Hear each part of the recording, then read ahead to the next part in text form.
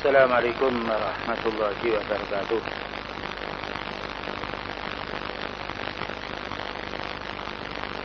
إن الحمد لله نحمده ونستعينه ونستغفره ونعوذ بالله من شرور أنفسنا وسيئات أعمالنا. من يهده الله فلا مضل له ومن يضلل فلا هادي له. أشهد أن لا إله إلا الله وحده لا شريك له وأشهد أن محمدا عبده ورسوله. قال الله تعالى: يا أيها الذين آمنوا اتقوا الله حق تقاته ولا تموتن إلا وأنتم مسلمون. فإن أصدق الحديث كتاب الله وخير الهدى هدى النبي صلى الله عليه وسلم وشر الأمور محدثاتها وكل محدثة بدعة وكل بدعة ضلالة وكل ضلالة في النار. أيها الإخوة أعزني وأعزكم الله.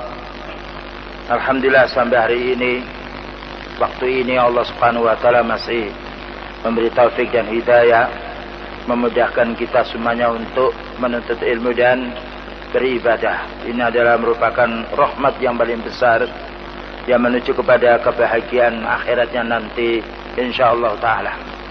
Insyaallah malam ini kita akan membahas macamnya dosa,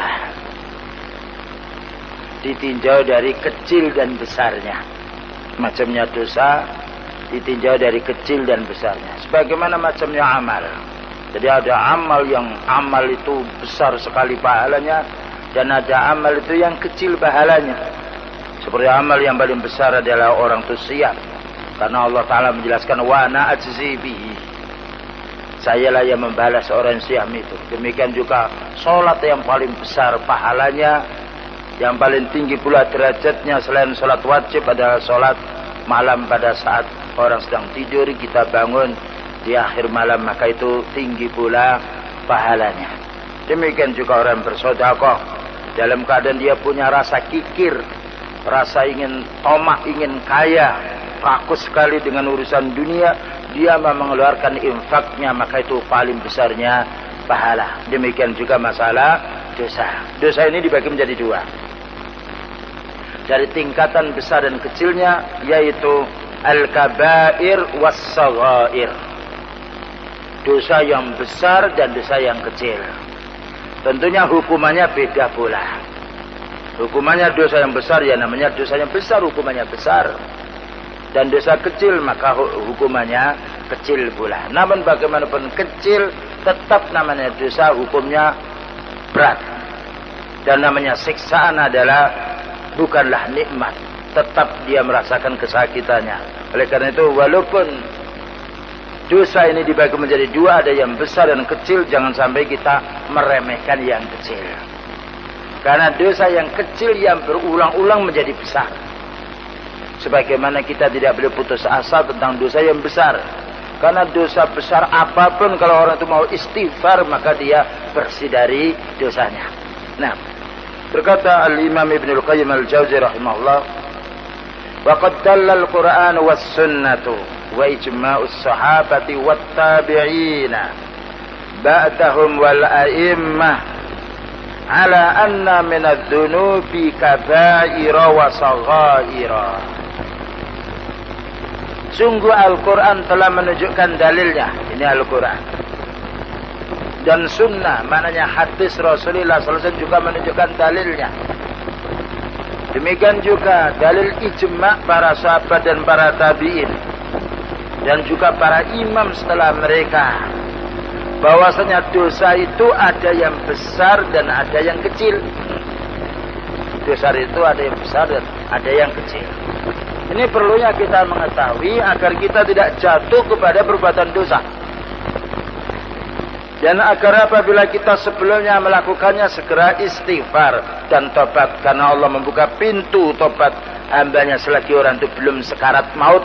dan selagi matahari itu belum terbit dari arah barat. Mana dalilnya bahwasanya dosa itu ada yang besar dan ada yang kecil? Allah berfirman di dalam surat An-Nisa nomor 31. Qala Allah Ta'ala in tajtanibu kaba'ira ma tunha'un anhu nukaffir ankum sayyi'atikum wa nudkhilukum mudkhalan karima. Artinya, in tajtanibu kaba'ira ma tunhauna anhu,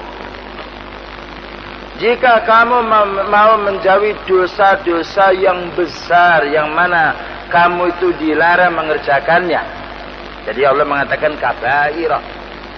Jika kamu menjauhi dosa-dosa yang besar yang mana kamu dilarang mengamalkannya, maka Allah mengatakan nukaffir ankum sayyi'atikum, maka kami akan menghapus dosa-dosa yang kecil. Subhanallah, rahmat Allah yang maha besar kepada hambanya. Maka orang meninggalkan dosa yang besar, maka dosa yang kecil akan diampuni oleh Allah Ta'ala. Sebaliknya orang itu mengerjakan dosa yang besar dihukum, dosa yang kecil juga dihukum. Nah, makanya kita perlu mengetahui mana dosa yang besar dan mana dosa yang kecil, ya, agar kita bisa menjauhi. Bagaimana kita tahu dosa kalau kita tidak mengilmunya? Makanya sahabat Hudzaifah bin Yaman radhiyallahu anhu menanya kepada Rasulullah sallallahu alaihi wasallam, menanya yang jelek, khawatir menimpa kepada dirinya. Sahabat yang lain menanya yang baik untuk diamalkannya. Sahabat Hudzaifah menanya yang jelek, khawatir dia menjumpai lalu dia tidak tahu. Ya, jadi kita mempelajari dosa bukan untuk kita amalkan, tapi untuk kita jauhi. Mempelajari yang wajib dan sunnah untuk kita amalkan. Makanya para ulama menulis hadis-hadis yang palsu, hadis yang maudhu, yang hadis buatan, hadis lemah, supaya kita bisa tahu dan menjauhi. Jadi ditulis bukan untuk diamalkan, ya. Kemudian ditulis supaya dia memahaminya. Ini supaya difahaminya. Baik. Kemudian keutamaan orang yang menjauhi dosa besar ini, di samping diampuni dosanya, nomor 2, wa nudkhilkum mudkhalan karima, dan aku masukkan kamu itu ke tempat yang mulia, yaitu surga. Ya, tidak ada makhluk yang berbuat baik semisal Allah Subhanahu wa taala berbuat baik. Bagaimana kita tidak bersyukur kepada Allah Ta'ala? Bagaimana kita tidak meningkatkan istighfar kita? Karena kita bersalah, diperintah oleh Allah Ta'ala untuk istighfar, tidak dihukum.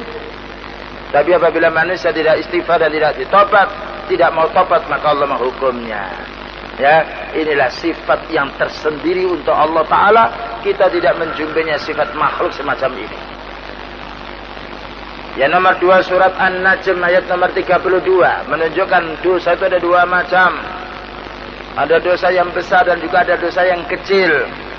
Allah mengatakan alladzina yajtanibuna kaba'iral ismi wal fawahisha illal lamam, yaitu orang yang mau menjauhi dosa-dosa yang besar dan dosa-dosa yang jijik yang kecil seperti zina, liwat, homoseks, lesbian dan juga yang lainnya. Illal lamam, kecuali dosa yang kecil. Karena dosa yang kecil kadangkala orang tidak tahu, kadangkala orang lupa, seperti makan dengan tangan kiri. Berapa banyak manusia makan dengan tangan kiri tidak tahu dia dalilnya, sehingga dianggapnya itu adalah tidak dosa. Maka Allah mengampuni kalau orang itu meninggalkan dosa besar.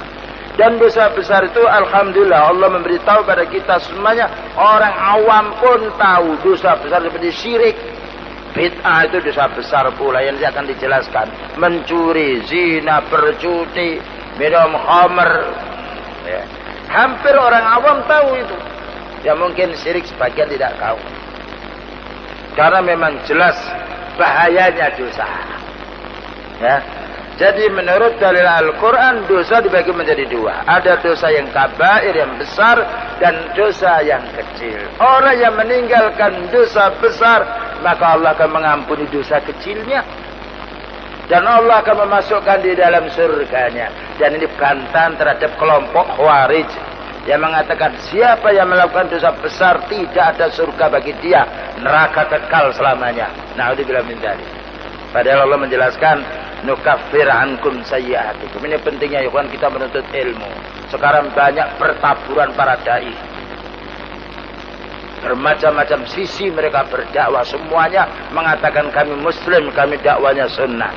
Tetapi umumnya mereka menyimpang dari sunnah, bahkan juga menjerumuskan manusia kepada yang haram pula. Na'udzubillah min dzalik. Dalil dari hadis Rasulullah sallallahu alaihi wasallam bahwa dosa itu ada yang besar dan juga ada yang kecil. Diriwayatkan oleh Imam Muslim bersumber dari Abu Hurairah radhiyallahu anhu. Anna Rasulullah sallallahu alaihi wasallam qala as-salawatul khamsu. Salat 5 waktu yang kita kerjakan. Maghrib, Isya, subuh, zuhur dan asar. Wal jumu'atu ilal jumu'ati, dan salat Jum'ah sampai menuju ke salat Jum'ah yang lainnya. Wa ramadhanu ila ramadhana, dan bulan Ramadan yang orang itu mau siam, mengamalkan yang wajib dan sunnah pada bulan Ramadan sampai bulan Ramadan berikutnya, mukaffiratun lima bainahunna, maka akan menghapus dosa sela-selanya tadi. Kita salat Maghrib, ada dosa yang kita lakukan di tengah-tengah Maghrib dan Isya, dengan salat Isya diampuni. Asal kita tidak sengaja dan tidak memang niat untuk melakukan dosa. Ya. Apa katanya? Idza junibal kabairu, apabila dosa besar itu dijauhi. Ya, ini juga rahmat Allah Ta'ala yang harus kita terima dan kita sambut dengan gembira. Karena manusia banyak matanya dosa dia, mulutnya, kakinya, hidungnya juga dan juga yaitu kakinya dan tangannya banyak perbuatan dosa, bahkan juga hatinya. Bukankah manusia sering dengki, sering juga hasud dan juga iri hati dan yang lainnya. Nah, maka ini akan dihapus oleh Allah Ta'ala dengan amalnya yang soleh selagi idzastunibal kabairu, apabila dosa besar itu dijauhi. Nah, ini pentingnya kita menjauhi dosa besar. Bayangkan orang sholat kan mestinya hanya di pahala, dapat pahala saja. Tapi orang yang dia mau meninggalkan dosa besar dapat bonus dia. Dapat keuntungan yang lain, ibaratkan orang dagang dia. Karena kita beribadah juga dagang. Ya, kita berdagang kepada Allah Ta'ala untuk mencari keuntungan dari Allah yang lebih tinggi, yaitu surga. Maka orang yang sholat selagi dia menjauhi zina, menjauhi mencuri, menjauhi berjudi dan yang lainnya, maka dosa yang kecil antara sholat dan antara Jumat dengan Jumat diampuni. Sehingga andikan orang itu meninggal dunia pada saat dia ibadah, masuk surga insyaAllah. Ya, ini keutamaan orang yang meninggalkan dosa besar. Maka amal soleh bukan hanya mendapatkan pahala, mengurangi, menutup dosa pula. Jadi ibaratkan kita punya dosa, timbangan ini, timbangan ini. Orang ketika dia sholat dia. Ketika dia berpuasa, ketika tahajud malam dia, ketika tarawih dia, ketika wudhu dia, itu kan amalan dia ini. Ini banyak kemudian juga mengurangi dosa-dosa yang kecil. Tapi kalau orang itu senantiasa mengamalkan dosa besar, maka dosa kecil tidak dihapus. Ya. Karena beliau mengatakan idzastuniba al-kabair, apabila dijauhi dosa besar itu. Nah, makanya kita nanti harus mengetahui apa dosa besar itu. Karena itu persyaratan untuk dihapusnya dosa yang kecil. Bukankah beliau mengatakan man shoma ramadhana imanan wa ihtisaban ghufira lahu ma taqaddama min dzambi. Barang siapa yang siam Ramadan dasarnya iman dan mencari pahala ikhlas karena Allah Ta'ala, maka mengampuni dosa yang lalu. Itu diampuni dosanya dan pahalanya Allah mengatakan wa ana ajzifi, untuk puasa aku yang menanggung pahalanya. Tetapi dengan syarat apabila tidak jatuh kepada perbuatan dosa besar. Dari sini dapat kita ambil kesimpulan, katanya Al-Imam Ibnul Qayyim Al-Jauzi, wa hadhil a'malu al-mukaffiratu laha salasu darajatin. Ya. Amal-amal baik yang bisa menghapus dosa itu ada 3 tingkatan. Ya. Jadi amal baik yang dilakukan oleh orang, dia haji atau saum atau dia yaitu infak, zakat, sedekah dan juga yang lainnya, salat yang wajib, yang sunnah, ini akan melebur dosa dengan 3 derajat. Pertama, ikhta antak surah antakfiris saghair li dha'fiha wa dha'fil ikhlasi fiha wal qiyami bi huquqiha. Amal yang baik itu hanya menghapus dosa-dosa kecil karena lemahnya. Amal yang baik itu hanya menghapus dosa-dosa kecil karena lemahnya. Dan maknanya karena lemahnya, karena amalan yang dikerjakan itu kecil sekali. Wa dha'fil ikhlasi fiha, dan karena lemahnya orang itu ikhlas dia. Jadi lemah ikhlasnya, tidak kuat ikhlasnya. Wal qiyami bi huquqiha, dan karena lemah pula menjalankan ibadah atau amalan itu. Contoh namanya ada orang sholat. Sholatnya mestinya tomak ini yang bagus, tapi sholatnya agak cepat dia. Ya menghapus dosa yang kecil, tapi tidak semuanya dia. Hanya beberapa dosa kecil. Sebagaimana orang kerja ya kon. Kalau kerja itu giat dia, semangat dia, maka gajinya lain dengan orang yang malas kerja.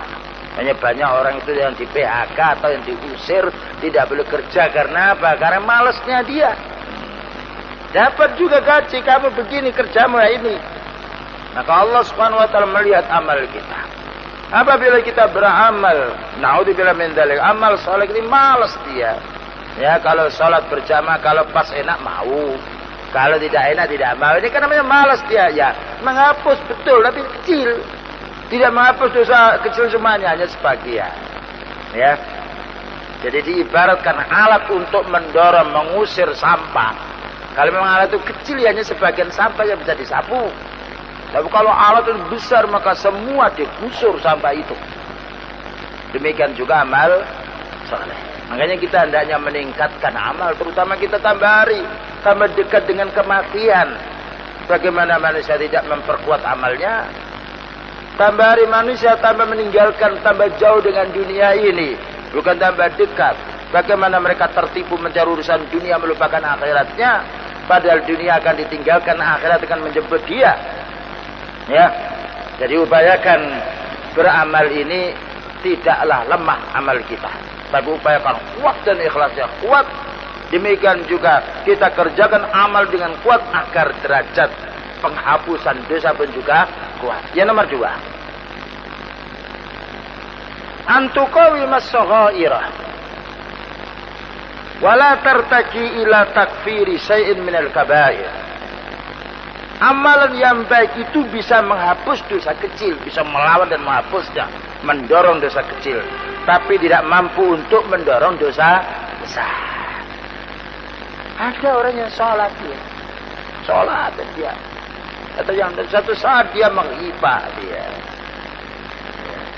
Jadi tidak mampu dia mendorong dosa besar. Jadi amal sholatnya itu tidak bisa mencegah perbuatan zina dia, tidak bisa mencegah yaitu perjudian dia, tidak bisa mencegah menipu, mengurangi timbangan, takaran dan yang lainnya. Gak mampu dia. Maka ini hanya menghapus yang kecil. Ya, jadi kuatnya orang beramal, kuatnya pula mendorong dosanya.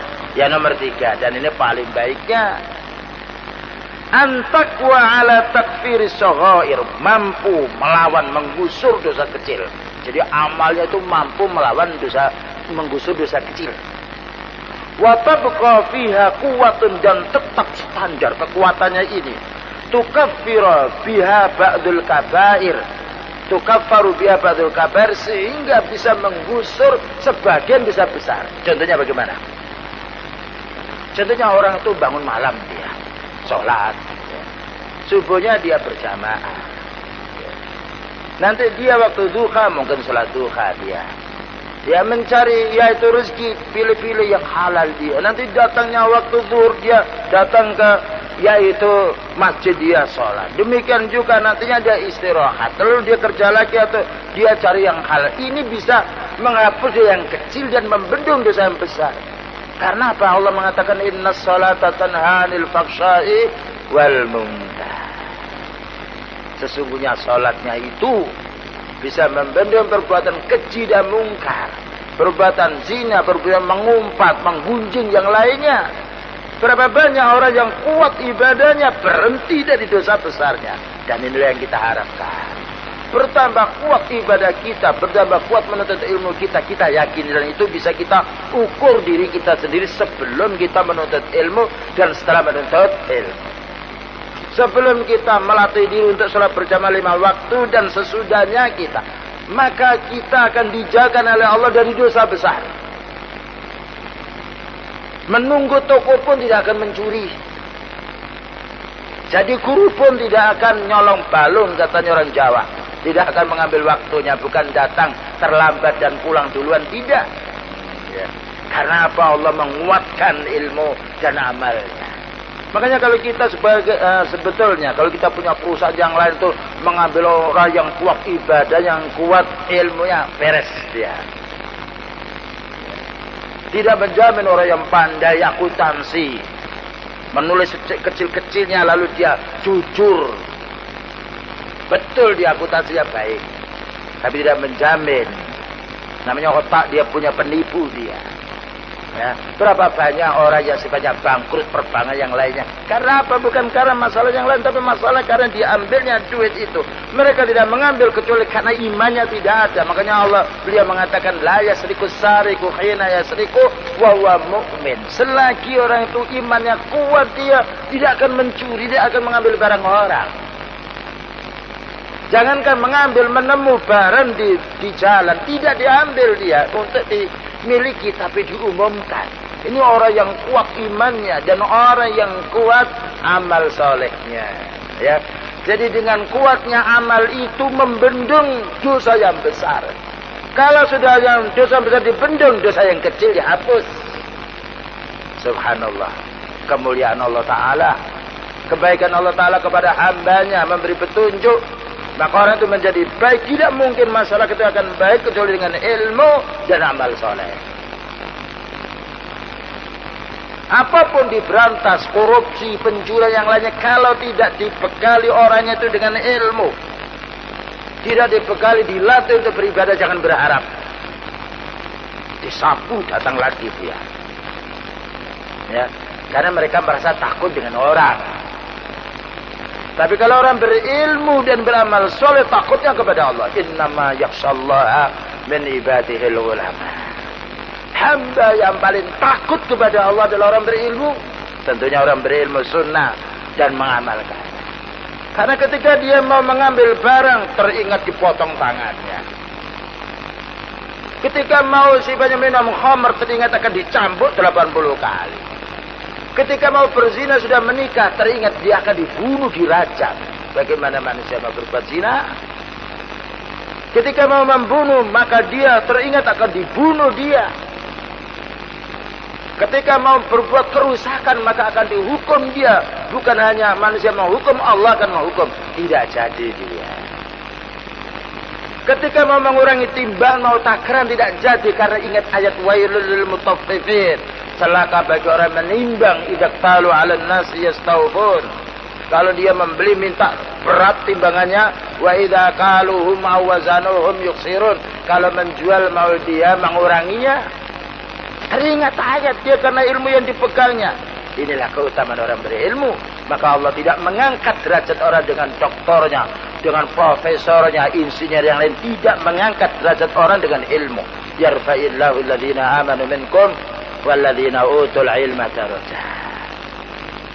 Allah mengangkat kalian ini karena disebabkan kamu beriman dan berilmu, Allah mengangkat beberapa derajat. Makanya kita tidak menjumpai orang ahli hadis masuk ke koran penjahat besar, penzina, penipu, korupsi, gak ada. Apa rahasianya? Mereka juga manusia biasa. Rahasianya karena ilmu setiap saat dicarinya, dan karena ilmu itu diamalkannya dia. Merasa dirinya diawasi oleh Allah, muraqabatullah. Beribadah pun merasa diawasi oleh Allah.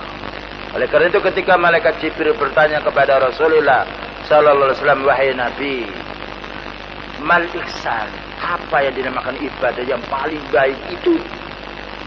Jawabnya, al ihsanu an ta'budallaha ka'annaka tarahu fa illam takun tarahu fa innahu yara. Ibadah yang paling baik apabila kamu beribadah merasa melihat Allah, dan apabila kamu memang benar belum bisa melihat Allah di permukaan bumi ini, yakini Allah akan melihat dirimu. Jadi kalau kita mau sholat dilihat oleh Allah, tertib ada orang atau tidak, gak peduli karena Allah yang melihat. Kita mau berinfak, ada orang yang tahu atau tidak, yakin dia Allah Maha tahu, sudah cukup dia, tidak perlu dipamerkan, tidak perlu ini yaitu jasa saya, ini kebaikan saya, tidak perlu. Dan kita mencari ridha Allah, bukan mencari pujian manusia. Ya, itu baiknya orang ketika dia mendapatkan ilmu, dan ilmu itu dipraktekkan dalam bentuk amal. Dan itulah kebaikan para utusan Allah Ta'ala dan juga para sahabatnya. Nah, ya, jadi apabila orang itu sudah kuat amal baiknya, dia disertai dengan ilmu dan sering beramal baik, maka menghapus dosa kecil dan membendung dosa besar. Dan itulah jaminan yang disebutkan oleh Rasulullah sallallahu alaihi wasallam tadi, majtuni bal kabair, akan dihapus dosamu selagi dosamu yang besar, selagi kamu tidak jatuh kepada dosa yang besar. Fata'ammal, apa katanya Al-Imam Ibnu Qayyim Al-Jauzi, fata'ammal hada, berfikirlah tentang ini. Fa'innahu yuzilu anka iskalatin kasiratan. Kalau kamu berpijak seperti ini, maka kesulitan apapun yang ada pada dirimu akan hilang. Hilang dengan ilmu dan ibadah. Tidak ada manusia yang paling tentrem hatinya, paling nyaman hidupnya, kecuali orang yang berilmu dan beramal soleh. Di rumah, dimanapun dia, di jalan, pepergian, di fitnah atau tidak, tetap standar dia. Tidak, la khaufun alaihim walahum yahzan. Tidak ada rasa sedih, tidak ada rasa susah, karena sedih itu sebabnya maksiat. Maksiat. Lihat orang maksiat, sembunyi-sembunyi dia, ngebom sembunyi dia. Tidak ada orang masuk masjid takut gitu, kecuali orang yang mau niat mencuri. Nah itu kan maksiat dia, tolak-tolak ke sana kemari. Kalau ibadah bagus, dan Allah menjamin keamanan orang yang hidup dengan beriman. Lihat berapa setiap hari orang umrah di Mekah dan Madinah, dijamin oleh Allah Ta'ala aman dia. Berapa ribu manusia dari watak yang beda, negeri yang beda, gak ada kerusakan. Ada kerusakan sedikit, kupas, selesai urusannya. Karena apa? Itu satu contoh. Kalau dalam satu negeri itu bersih dari tauhid, bersih daripada bid'ah, banyak mengamalkan yang baik, maka Allah menjamin ketenangan jiwanya. Tanya orang yang haji, orang yang umrah, tidak sedih dia mengeluarkan duit yang banyak. Tapi tanya pencuri, tanya orang yang sifatnya makan harta orang yang lain, dia bingung dia walaupun dikawal dengan orang. Ya, ini bedanya orang yang menjauhi dosa dan orang yang sifatnya jatuh kepada perbuatan dosa. Bainal masyriqi wal maghrib. Bedanya antara timur dan barat dari sisi ketenangan jiwanya. Wa fi sahihain, disebutkan di dalam hadis Bukhari dan Muslim. Anna Nabiyya sallallahu alaihi wasallam, sesungguhnya Nabi sallallahu alaihi wasallam bersabda, ala unabbiukum bi akbaril kabair. Maukah aku kabarkan kepadamu, wahai umatku, wahai sahabatku, dosa yang paling besar. Nah ya, setelah kita melihat bahayanya dosa besar, yang mana dia akan bisa menghapus amal baiknya dosa kecil, selagi dia menjatuh pada dosa besar. Lalu sekarang apa dosa besar ini? Dan paling besar yang besar itu apa? Qulna bala ya Rasulullah. Semua para sahabatnya mengatakan, iya wahai Nabi. Aku ingin tahu dosa yang paling besar itu apa? Jawabnya yang pertama, al-isyraku billah. Menyekutukan Allah. Ini dosa yang paling besar. Kalau orang sudah berbuat syirik, jangankan dihapus dosanya, amal baiknya tidak diterima. Nah, itu kan kerugian besar. Mana dalilnya? Allah mengatakan, la in asyrafta la yahbatanna amaluka. Jika kamu berbuat syirik, akan musnah amalmu yang baik. Amal baiknya tidak dapat pahala, amal dosanya tetap dihukum dia. Ini puncaknya dosa yang tidak ada meninggi lagi daripada syirik. Ya, oleh karena itu kita harus belajar apa itu syirik. Puncaknya syirik adalah meminta berdoa kepada selain Allah Subhanahu wa taala. Sebagaimana puncaknya ibadah adalah doa kepada Allah. Beliau mengatakan ad-du'a'u huwal ibadah. Doa itu puncaknya ibadah. Maka puncaknya dosa adalah syirik. Karena itu dua perkara ini selalu bergandengan. Allah mengatakan walaqad ba'asna fi kulli ummatin rasulan an ibudullaha wajtanibut taghut. Sungguh kami mengutus setiap umat ini ada seorang utusan agar umat kalian itu wahai para utusan beribadah kepada Allah, bertauhid. Itu puncaknya amal. Sebagaimana ketika datang seorang budak wanita, ditanya oleh Nabi sallallahu alaihi wasallam, "Di mana Allah?" Wahai Nabi, Allah di atas langit, di atas arsy. Apa katanya? Merdekakan budak ini, dia muslim. Kalimat yang pendek, tidak sampai 5 detik, tidak sampai 1 menit. Keutamaan tauhid. Ditanya, di mana Allah? Budak ini dia mengatakan Allah itu di mana-mana. Sebagaimana tokoh-tokoh sekarang banyak, di mana Allah? Di mana-mana katanya Allah. Budak ini beriman, di mana Allah itu? Di atas langit, dia di arsy. Apa katanya? Merdekakan budak. Dia telah beriman. Subhanallah, keutamaan tauhid.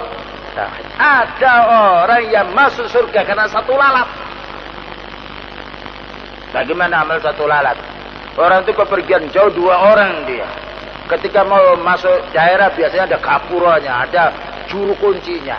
Kalau kamu masuk ke daerah ini harus berkurban. Loh, saya tidak bawa kambing kok. Ya walaupun dengan lalat. Subhanallah, kurban walaupun dengan lalat. Gampang, dia luka, ambil lalat, selesai. Yang satu dia berkorban lalat, dia masuk finnar, boleh lewat. Ini orang itu masuk di neraka. Yang satunya, saya tidak mau berkorban kepada siapapun kecuali karena Allah. Tidak memangnya suruh kurban kepada yang bau reksa di desanya itu. Atau orang mati dianggap pemukanya atau perintisnya atau pendirinya. Ya, dia tidak mau. Saya tidak mau berkorban kecuali karena Allah Ta'ala. Dipenggal, meninggal dia masuk surga karena membela tauhid. Kecilnya satu lalat. Ini keutamaan tauhid. Selanjutnya beliau mengatakan, Allah mengatakan wajtanibut taghut, dan jauhilah taghut. Di antaranya taghut itu adalah sihir, syirik, syaitan dan juga yang lainnya.